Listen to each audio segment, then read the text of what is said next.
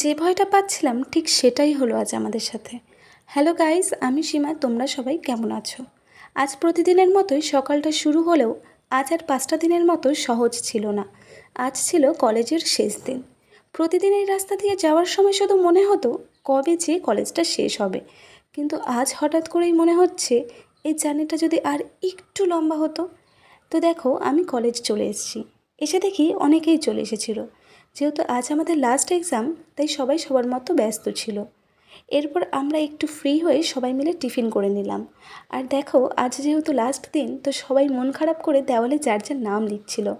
তো তারপর আমরা সবাই একটু আড্ডা দিয়ে একটু মাঠে খেলে যার যার ক্লাসে ফিরে আসলাম। আর ক্লাসে এসে যখন হঠাৎ করে মনে পড়ে গেল আর মাত্র কিছুক্ষণ একসাথে আমরা সময় কাটাতে পারবো, তো এটা ভেবেই আমাদের খুব কষ্ট হচ্ছিল। অবশেষে শেষ হলো আমাদের জীবনের অন্যতম সেরা একটা অধ্যায়। জীবনের এই মোড় থেকে আমরা হয়তো সবাই যার যার পথে আলাদা হয়ে গেলাম, কিন্তু এই কলেজে কাটানো প্রতিটা দিন আমাদের হৃদয় সারা জীবন রয়ে যাবে। তো আজকের ভিডিও এইটুখানি। ভালো লাগলে লাইক, কমেন্ট, শেয়ার আর চ্যানেলটিকে সাবস্ক্রাইব করে দেবেন।